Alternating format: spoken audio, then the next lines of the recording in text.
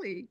Okay, I would like to welcome everyone who's watching this. I'm Sarah. I am the Dyer behind Bomb Yarns. This year, I organised a monthly sock club where each month people receive a box with some yarn, the pattern that hasn't been released yet, and a few other bits and pieces.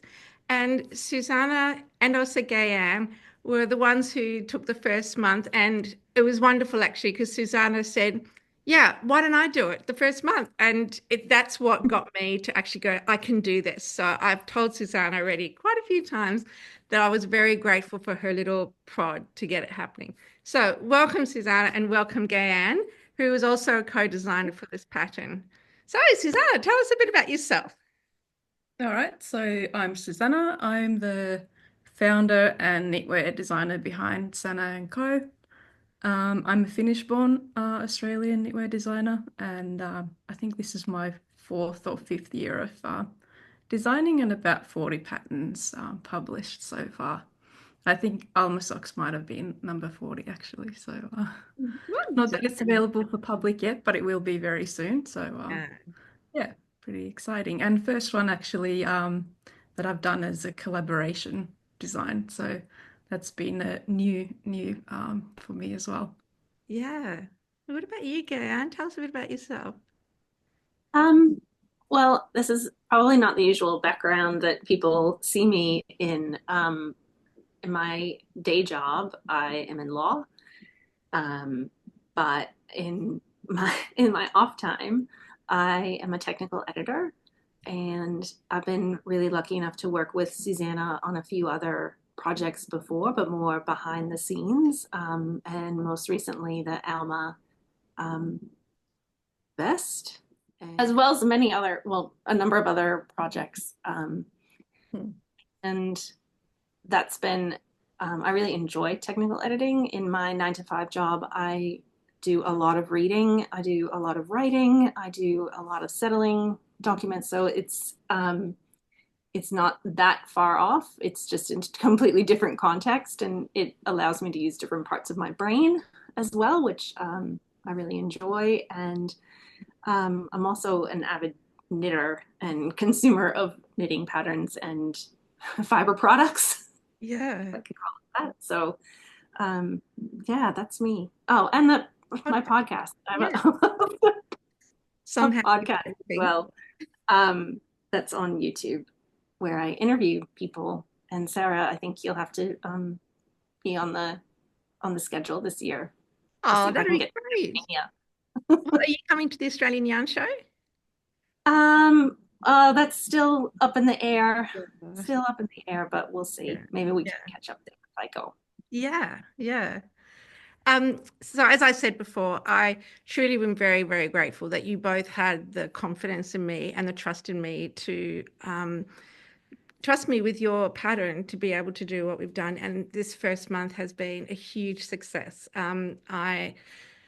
It's just been wonderful. And yeah, I'm just so glad I've done this. And the feedback has been really positive. And I think for a lot of people who haven't done color work, this has been a great way for them to first learn about color work. Um, just for the people who don't know, we've got a little sort of list here of things to follow through because Susanna and I have a habit of going, oh, we'll just have a 15-minute chat and then an hour and a half later. So we're trying to stick. So I'm looking on the side to see what I need to make sure I do next. Susanna, how did you come about designing this? All right, so this has been as it has been a collaborative design, and what happened in the beginning was I had this idea in the back of my mind that I should do socks, but it wasn't like something that I was immediately going to jump to doing. And then Gayann actually approached me about the socks and said, I really want to knit a pair of socks because she did knit the Alma cardigan for herself. And she's like, oh, I'd like to knit a matching pair of socks. And how would you feel about me designing a sock pattern for you with Alma design? And that's kind of how it got started. But before I let Gayann tell more about the design process, because I kind of let her kind of do her thing. She was using my motifs and kind of techniques that I've used before and are kind of my favorite sock techniques that I like to use. And then she kind of did her own thing with that. But I can give you a background of the Alma design in general and how the motif came about, because that's a sort of a personal story for me as well. And I do have a stack of knits here to show you. So the design is actually based originally on this mitten pattern. This is the Rovaniemi mittens, and this is a traditional motif from the area that one of my grandmothers is from. And I haven't actually knit these myself. I bought these, but these are my favorite mittens, and I used to wear them in Finland all the time. Not anymore. There's not a lot of use for these here at the moment, but I really love this pattern. Yeah. And actually, one of my first patterns that I published, which is the Rollo Beanie, the motif is actually, it's not exactly the same, but it is based on this design. And the name Rollo actually comes from like the nickname that locals have for that town. And Rovaniemi is actually just a little plug. It's the home of the Santa Claus. So it's if you're going to Lapland to see the Santa Claus, Rovaniemi is where you'll end up. So this is kind of has those colors kind of going for it as well. And then the next thing that I designed was a baby vest. This is in Sarah's beautiful custom pink colorways. And I designed this vest for my niece, Alma. So that's where the name Alma comes from. And it's the same motif, but I wanted to change it up a little bit to have it in the West. So that came next. And then from that actually came the adult version of the Alma cardigan. And then not the original colorway, but this is the pair of sample socks that I knit for the socks. As you can see, there's the Alma motif, and then this motif is actually also in the sleeve, or one of the sleeve options for the cardigan. So that's kind of the timeline or the history of how this pattern came about. Usually most of my patterns, there's a bit of a through line, like not all patterns are connected to each other, but there are like families of patterns that they kind of start from somewhere, and then the design kind of starts taking like different pathways, but they kind of have a connection. And that's definitely the Rollo and Alma have that sort of connection there. But I think I'll throw it over to you, Gayann. You can tell us about the sock design. Yeah, no problem. So like Susanna said, I was knitting the Alma cardigan and realized that the chart that I was following for that pattern was a 32 stitch chart. I don't think this is giving away any trade secrets. A lot of fingering weight patterns are that I knit for my size at least are a 64 stitch sock. And I thought, wait a minute, this will 100% work on a pair of socks. And that's when I approached Susanna about doing the collab, because it's also the kind of shadow writing. I think knitting patterns is another kind of subset of what technical editors can do. And so I wanted to try that as well without really like, having somebody, a client that I'd never worked with before effectively. Like for me, it was a safe way to try out this different task. So when Susanna said yes, I was like, oh, wow. And then kind of design, there's a bit of design chaos, as I've described it before, limited by time. It has been like quite a while in the works, but never quite got there. My first attempt at the sock was with a really thin a really thin um, no nylon sock yarn, and I had to scrap that. So I couldn't get it over my foot. Color work I found in sock knitting is a little bit trickier than in a garment, but um, not unachievable. And I think it's also a really good starting point for people who are new to color work because it's not a huge project. Like it's something small that's accomplishable, and it's not and having it only in the cuff also means that there's only so many rounds that you have to grapple with before you're on to the rest of the sock. Now, yes, and can you show the other? We have options for the cuff, yay, which is the corrugated ribbing, which is the two-toned ribbing, as well as the, which I think is beautiful. That just mimics the design elements from the other Alma patterns, as well as a simpler, if you want a simpler cuff, then you've got that in the twisted rib cuff.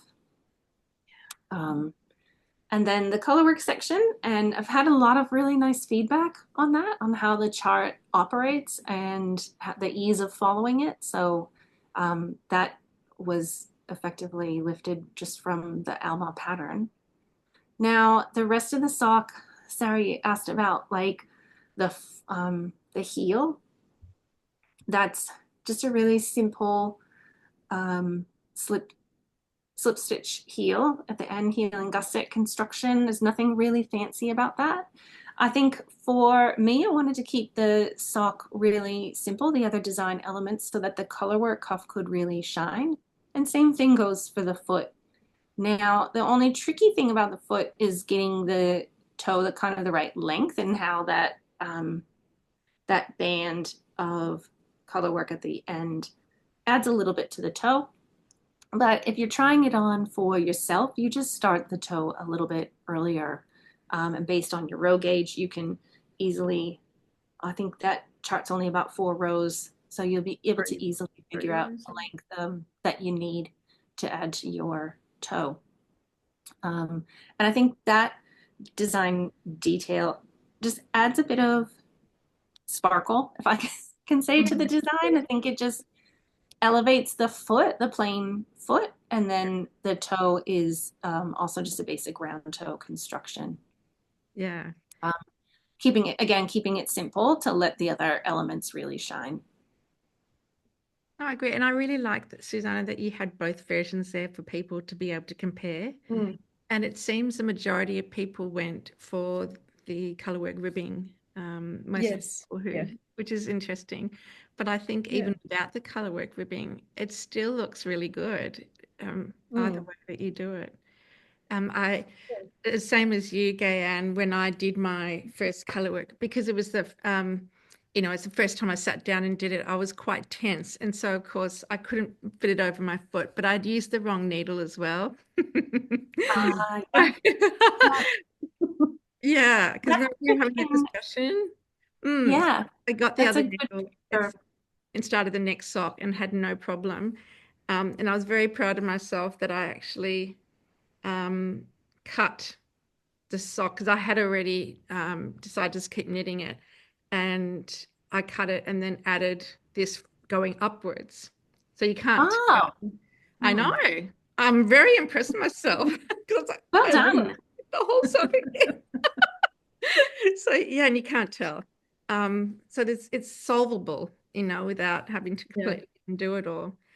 But I really loved it. In fact, I sent a photo to Susanna a couple of times when I was working on it, going, just love how this works out. It's just so effective, It's just, and I don't remember when I was doing the Alma vest, I don't remember, and I think it's maybe the color that just stands out a bit more because of the pearl. You see the pearl bit, and then you see the knit, which is the contrast color. Just had a different look again, even though I was doing the same pattern. So.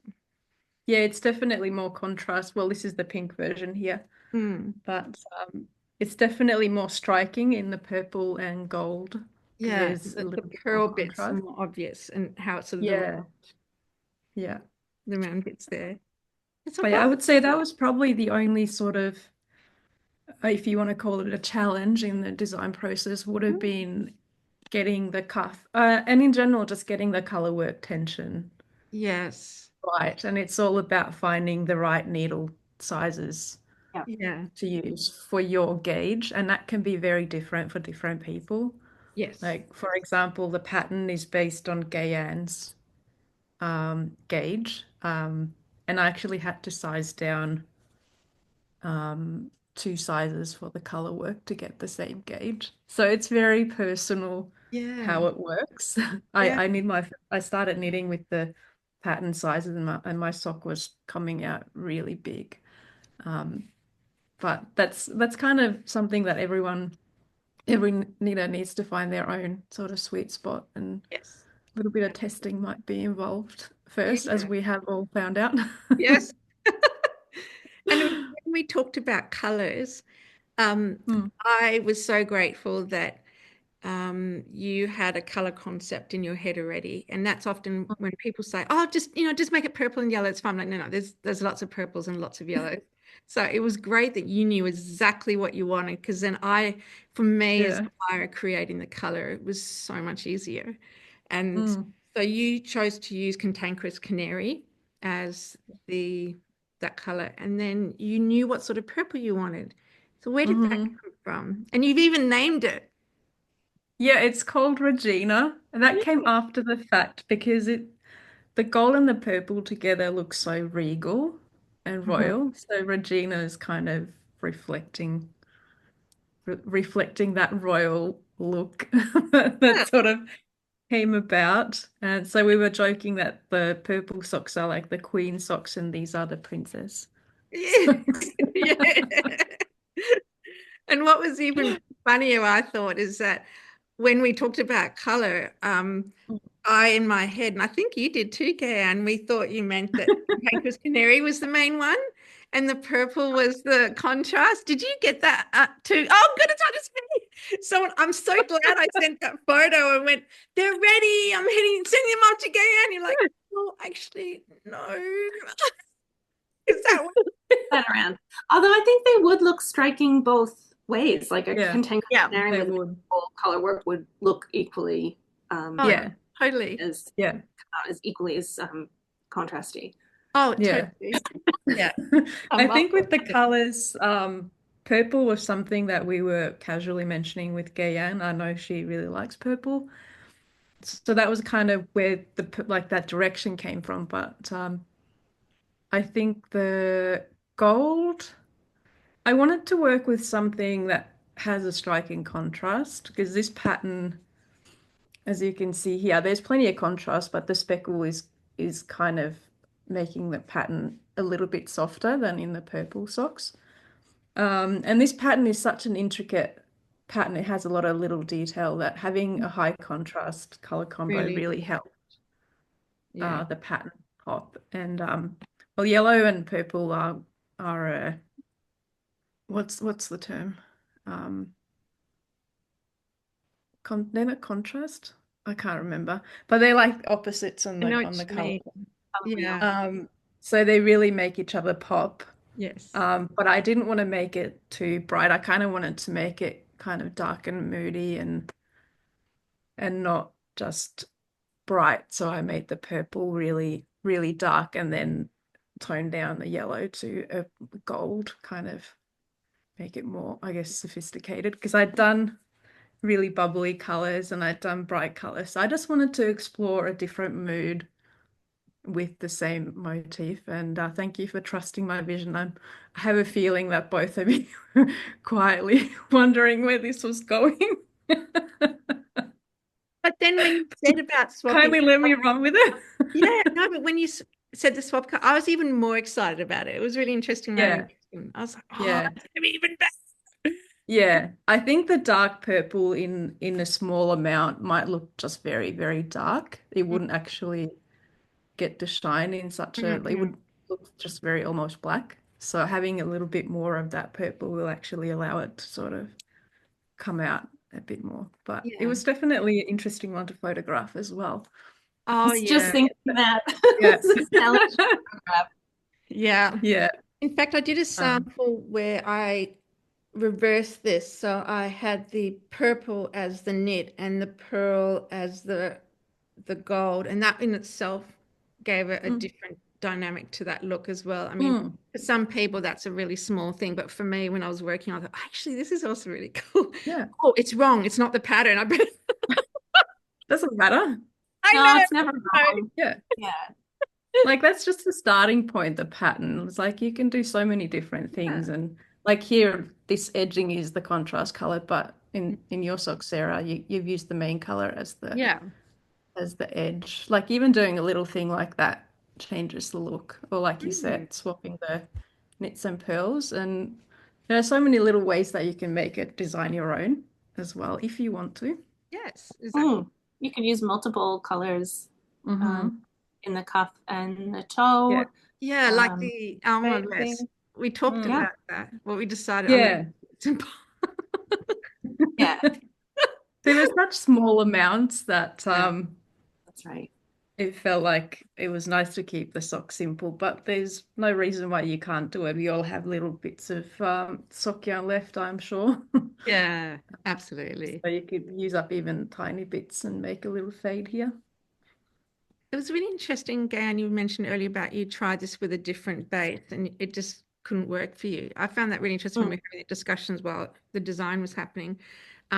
This base is my traditional dynamite base that I use here for socks, is my genuine go-to superwash base.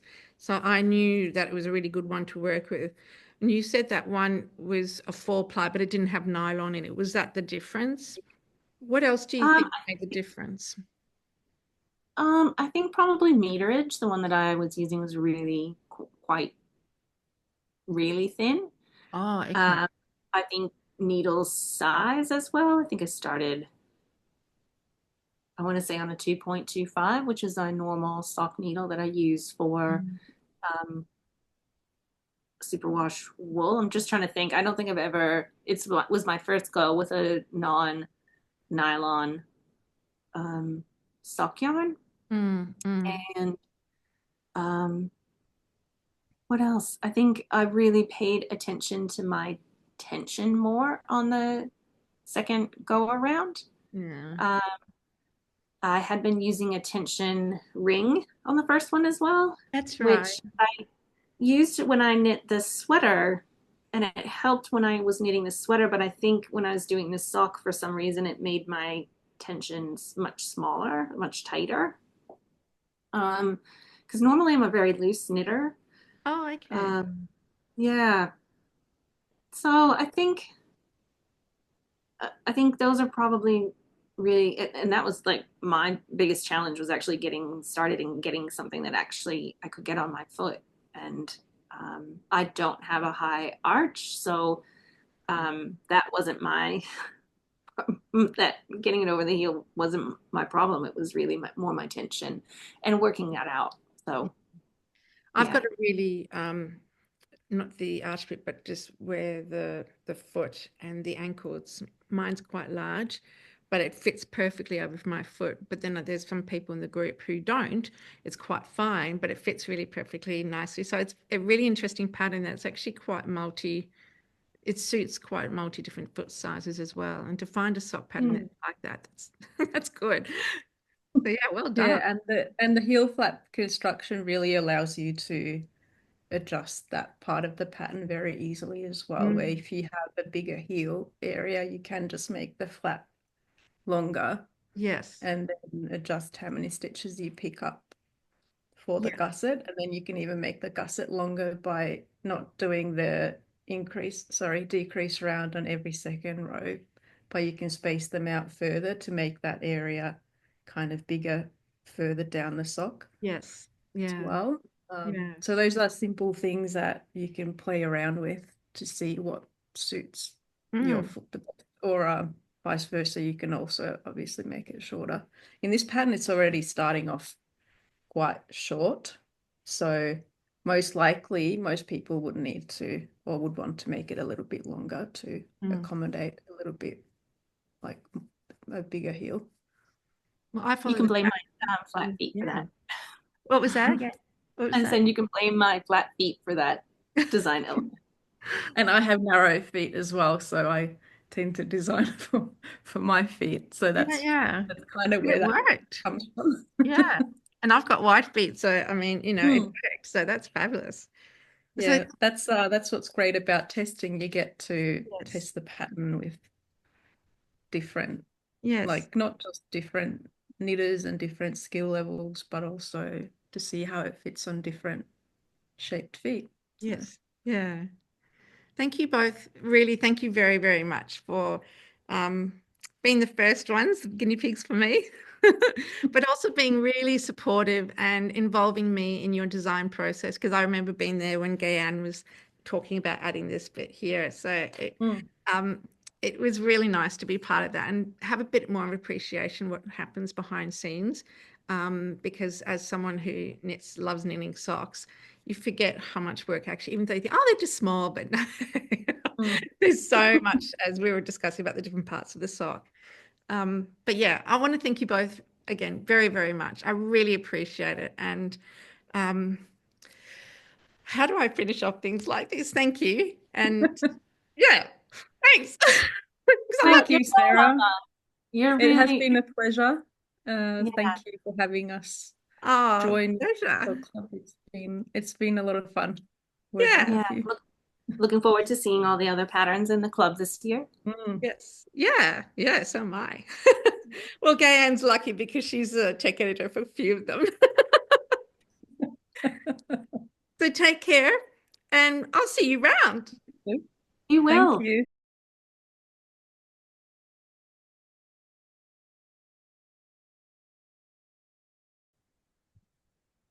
Thanks. That's brilliant. Get the pose right. I'm like, oh, you've done it. Oh, Just I'm tried to clean the wearing. mess in the background. Oh yeah, showing off the Yeah. design. And congratulations. Oh, thank you. Thank you. Be proud. Be proud. No, well done, you. Okay. Are we all ready? Any questions before I cut and stutter? It was kind of very like free-flowing process. I was going to say design chaos. Yeah, it was. Gayann's like, Sorry. I can cut it if you like. That I hope went that was really great. well. Oh, it's all good. I can go get it. I'll go get a coffee now. Before.